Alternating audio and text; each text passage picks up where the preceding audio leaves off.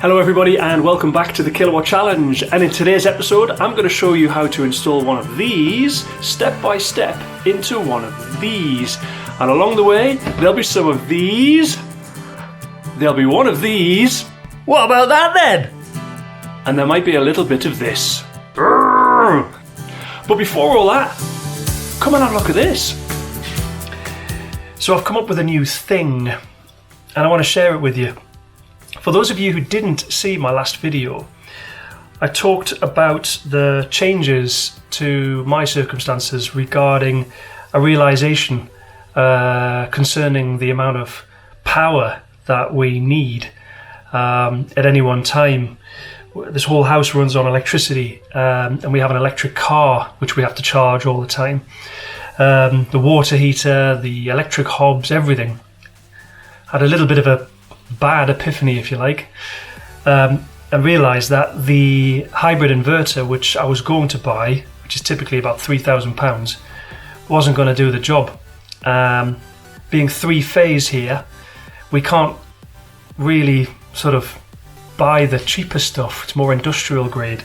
So I put out an appeal to for people to join Patreon and support the channel, and I was absolutely blown away and genuinely humbled, because on the day that I published my last video, two people, Brian Wood and Andrew Rotario, sorry Andrew, I don't know how to say your surname, Rotario,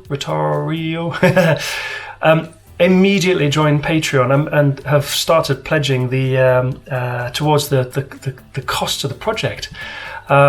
I was just blown away by that, and I really, speaking to my wife and my friends, I really want to recognise that. I want it to be, I want to come up with something which people would want. You know what I mean? So obviously I've created tons of exclusive content inside Patreon. There's videos behind the scenes in there. There'll be more and more coming all the time. Way more than on my usual channel, or on this medium, shall we say. But I've come up with a thing.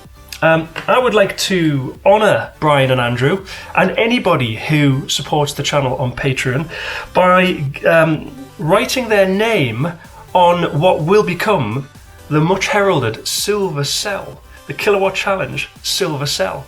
So for everybody who supports me on Patreon, they will get on the channel, if you like, a silver cell with their name written on it, and I'm going to store it up there on the inverter so you'll be able to see your silver cell. So, Brian and Andrew, let's do yours first. So here we go, I've got my trusty Sharpie. Brian is first because he was first. Dun, dun, dun, dun. Brian. There we go. Brian, that one's yours. Get it in the shot. There it is, mate. Look at that. How cool is that? We'll put that on top of the inverter in a moment. And Andrew, this one's yours. ANDREW. Gotta run out of space. ROTREU. There we go. Just get that U on there. Oh, look at that, right on the CID. And Andrew, there's yours. Can you see it? There we go. All right, let's put them in let's put them in pride of place. What about that then? And here we go. Thank you very much, guys. Ryan, you live up there. And Andrew, you live, get it in shot, up there. There we go. Thank you. Right, let's go to the main event.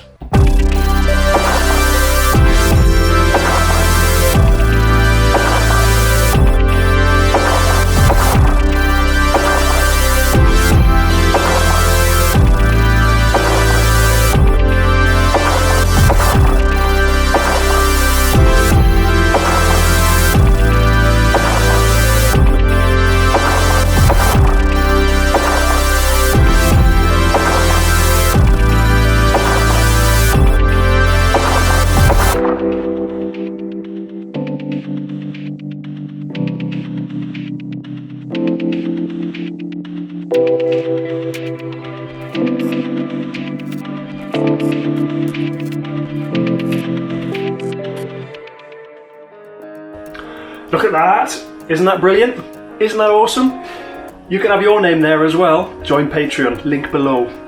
Now, if you're building a power wall, or if you want to build a power wall, you're probably going to come across these. You may even buy one of these, or buy quite a few of them, which is quite a clever way of short-circuiting the time it takes to build this sort of stuff.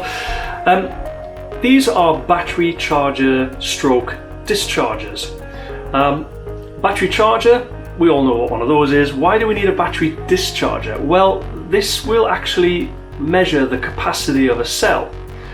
And it does that by taking a cell of whatever state of charge you put it in. Let's say it's full, that's easy to understand. And it will discharge that cell at 200 milliamps all the way up to 1000 milliamps. And in doing so, it will measure the capacity which it dissipates through heat. And then it will tell you on the screen at the bottom what the capacity is. And then what we all do, all those power wallers do, is we will then write on the bottom, on the cell when it's done, what the capacity is. This one's 2211 milliamp hours. Now the problem with these is this on the back, this small fan. This is the only thing which cools the whole unit. And you have to remember when you're charging or discharging cells inside this Opus, you're going to be generating a lot of heat. And this fan is critical, it's crucial. Now the problem is, these are obviously manufactured in lots of different factories around the world by lots of different companies, mostly under license, sometimes not by the look of it, on AliExpress and eBay and stuff. Companies tend to use the cheapest components to be able to manufacture these. Now unfortunately this fan is one of those cheapest components and it doesn't last very long. This is my third Opus now. I've got 3 in total. The first one I've modified. I'm going to modify this one for you. I'm going to use this as part of the tutorial. But the symptoms of the fan beginning to fail is they start to squeal, moan, groan, make that sort of noise, you know, that klaxon noise. All sorts of strange noises, and then eventually it'll just stop. Now the problem is, when the fan no longer works, the actual charger, it just heats up. And fortunately, there are, just give this a bit of a clean so you can see it. You can't really see it, but there are little temperature sensors just next to the positive contact under there. And the firmware inside the charger picks up on the fact that it's getting awfully hot. So it stops charging or discharging, and it waits until it cools down before it will continue. And that's a safety feature which, trust me, we want to have. However, it just adds so much time onto the charging or discharging cycle, an awful lot of time. So as soon as your fan begins to fail, or you could even do it anyway, there's a really easy method of kind of like leveling up on this particular fan, and it's by installing one of these. And I mean, look at the difference in the size. That's just massive, isn't it? So much better. And if you, this is not new, if you have a look on YouTube or the net, people have screwed these on the bottom of here. People have screwed them onto the sides to cool the cells, but you know, don't cool the cells. You're not measuring accurately. You know, that's a whole new video, and it's another video in itself. If you want me to explain more, drop me a question in the comments. But really, don't just cool the cells. That's wrong. But what I'm going to show you today is how to actually install this inside here, actually integral to the unit, so that when it's done, it looks like this. Can you see it's slightly bigger? It's deeper, isn't it? I'll show you the original. There, look at that. Right, without further ado, let's get on with it. So let me show you what we need. First of all, one of these. Now, this is a 3D printed base, which has been designed by a very clever person. Link below to the STL files if you have a 3D printer. If you don't have a 3D printer, you need to find someone who has one, because the original base, just let me reach over and get that from over here. This is an original base, will not accommodate a fan. You can see the height difference obviously is enormous. So you need to print one of these out. Now I've obviously got my own 3D printer, so I've just been able to knock these out, and these are incredibly accurate. They're very well designed, and yeah, get yourself one of these first. And I'm dead lucky because I have literally the fastest 3D printer in the world. Watch this. What about that? Hey! Now when this is finished printing, you're going to have some support in here, because this area where the fan lives, there is actually a vent through here, and you need to take this out. He says, now this is where I realise I should have been slightly more prepared. There we go. And you can do that by using a screwdriver to basically just slowly but surely work on removing these. Now there is actually square holes in here, so like that for example is a main, come on Darren, get it in frame. That for example is a main support there, that is one there. So these sections here, these are very thin structures designed to hold the first layer in place, because the print head obviously can't print across open space like that. The plastic will just sag. So what a 3D printer does, if you don't already know, is it prints very thin structures to be able to lay the plastic on. So you need to take all those out, because obviously it's not going to be very efficient with those in place. So let's get those out. Cue the music!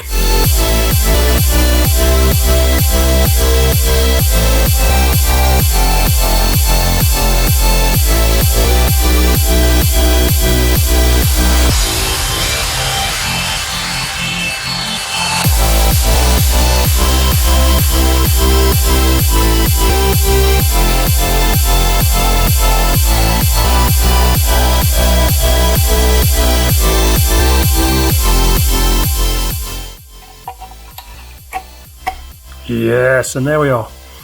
They're all done. So, now hopefully you can see if I put my fingers in there. That's our air vent. Very good. Now the next thing we need is a fan. Now, these are 80mm by 80mm by 10mm 12 volt fans. 12 volt.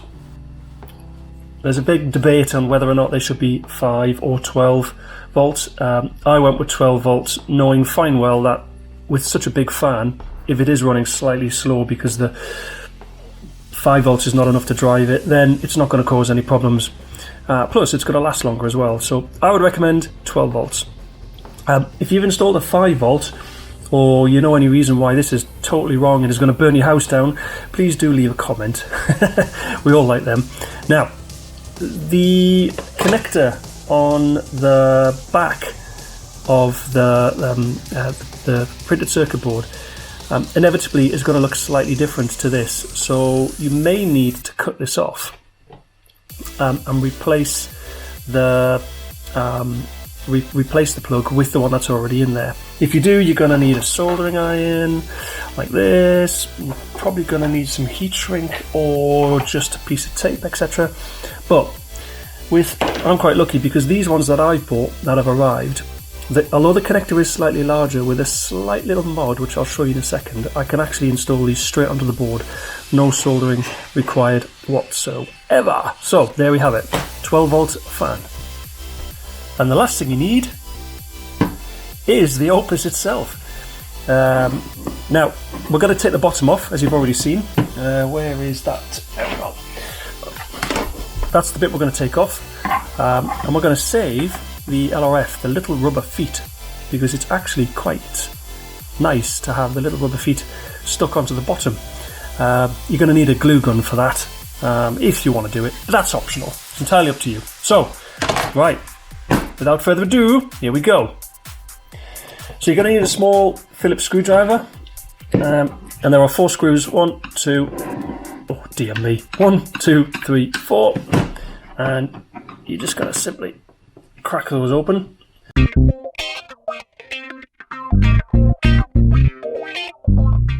And I'll just take the screws out. We're going to need them. Okay, I'll just take 2 screws out. 3. Oh, 1 more. Come on. All right, we'll get that one in a moment. So put those to one side there. And this is what it looks like inside. No, he's not coming out because he's not ready yet. He says you've got a little bit more to do yet. There we go. Filter click. There he is. Right. So this is what it looks like inside an Opus. No wires connecting. That's the old base. And there we go. This is the fan which causes us all the problems. And here's the connector. And this is the connector I was talking about. If you can find a fan which has got the identical same connector on here, although that looks like it is, it actually isn't, then you'll just be able to do a direct swap. But unfortunately, these ones, from memory, the pins are just slightly too far apart. However, we'll see. So let's take a look at that connector. Here it is. I'll just try and focus the camera. There we go. And what I do with mine is take this part of the connector out. This is obviously connected to the fan. And then with a small set of pliers, you can remove the housing very gently to expose.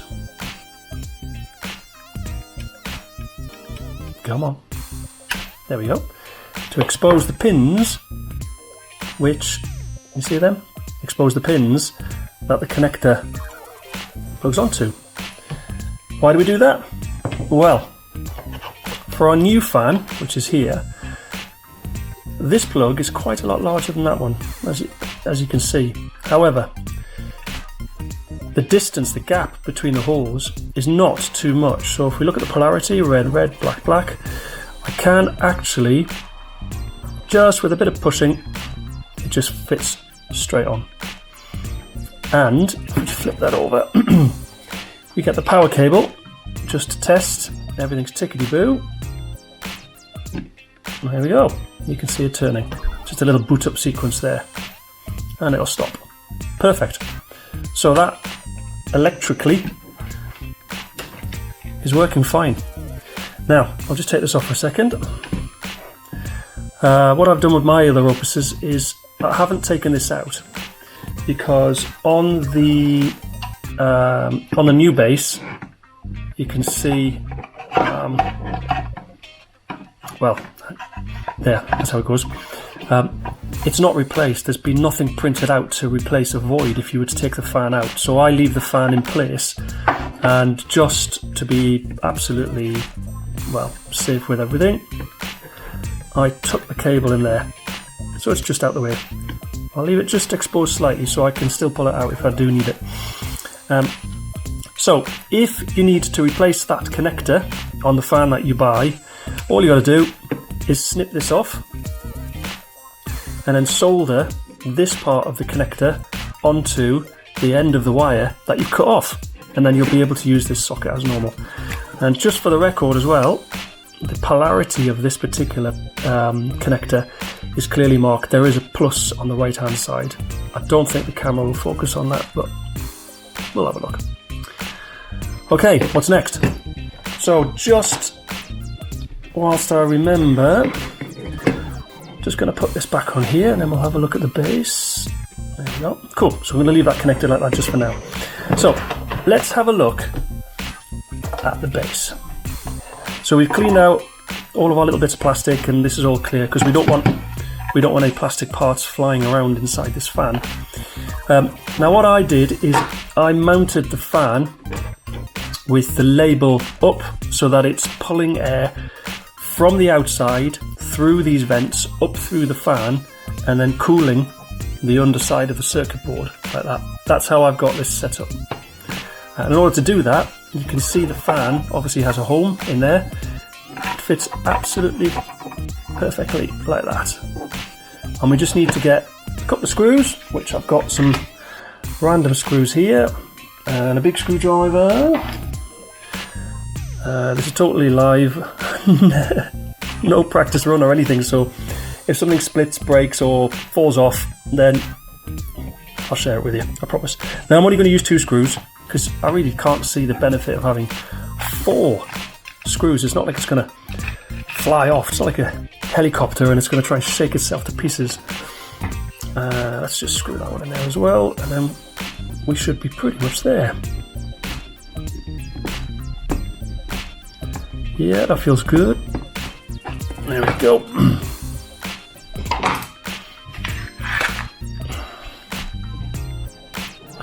Now we just need to get a little bit clever with the routing of the wires, etc. You'll see as well that there is there's a hole here, and that hole is so that it exposes this little switch here, which changes the maximum charging voltage from 4.2 down to 3.7. There's 3 settings there actually, depending on which type of cells you want to charge. So there's the fan. That means this is the back. So we're going over there like that. Ooh, let's push that back in again. Nearly done. Not hard, is it really? Not hard. Especially if you get lucky and your connector just fits straight on like mine does. Put that like that. Okay. And the 3D case usually, bear in mind this is the first time I've tried this, usually just snaps on. There we go. It's clicking in now. You might need to just tidy up the print slightly. Oh, I know what it is. It's the cable's catching on the on this part here, so we'll put that right there like that. Oh, there we go. Perfect. It's a very, very good fit. Really well designed case. And then we just pop the screws in as before.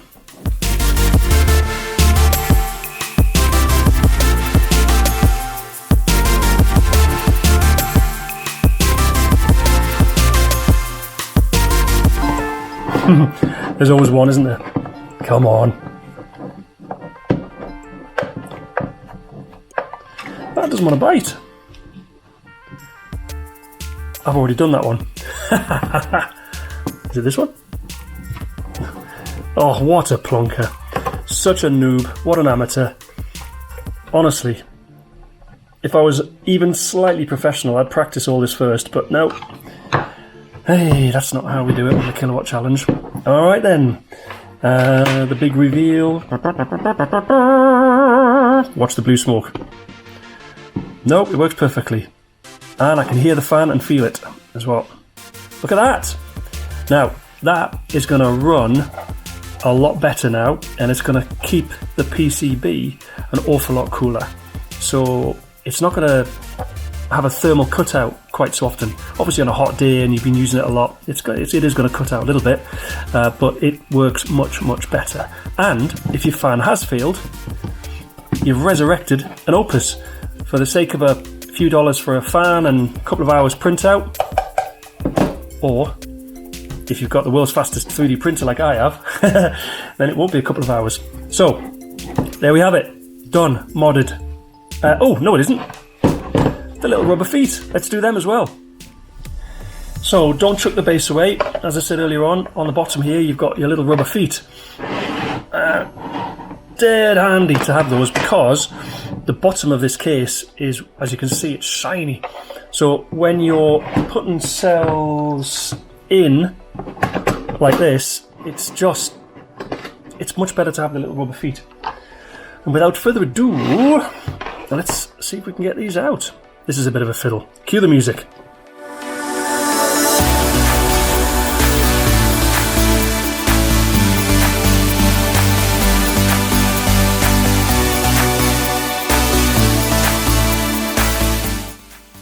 Wow, these ones are rubbish. This must be a rip-off Opus. I have noticed as well there's no void warranty sticker on the back like some of my other ones. So I think this one is a copy. Anyway, let's unplug that. Here's our little four rubber feet. Now, one little thing, pro tip for you: don't glue the rubber feet over the screw holes, just in case you need to take the lid or the cover back off. The glue will run down there. I have done it, trust me. So it's much better. Let me just clean the nozzle on my hot glue gun.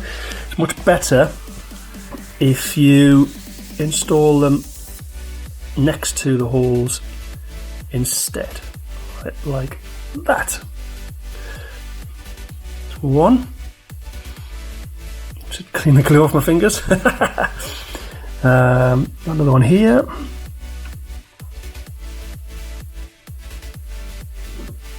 Like so.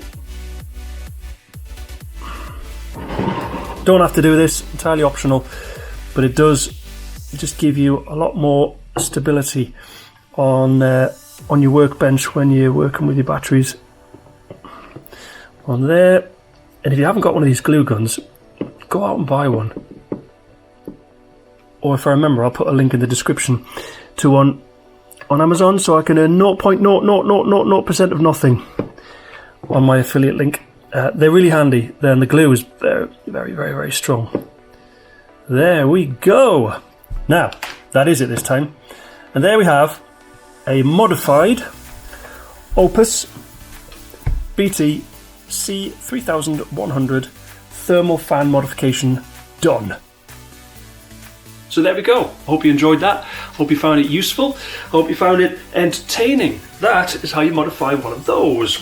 It should prolong the life of your charger, and it should hurry things along a little bit for you as well. So just a final note, thanks again to my Patreon supporters, these guys over here, Brian and Andrew. If you'd like to have your very own silver cell right there where you can see it, click on the link below. The Patreon membership starts at just $5 a month, and every penny counts, let me tell you. I really, really appreciate all the support. If you don't want to do that, then please click subscribe, or click on the like, click on the bell, leave a comment. You know the drill. You've been doing it far longer than I have. I'm new to this YouTube thing. So anyway, more videos to come. And yeah, thanks for your time. Sorry it was a bit longer than originally thought, planned, whatever, but that's just how it is. Lots of useful info. So we'll see you again soon. Cheerio. Bye bye. See ya. Bye.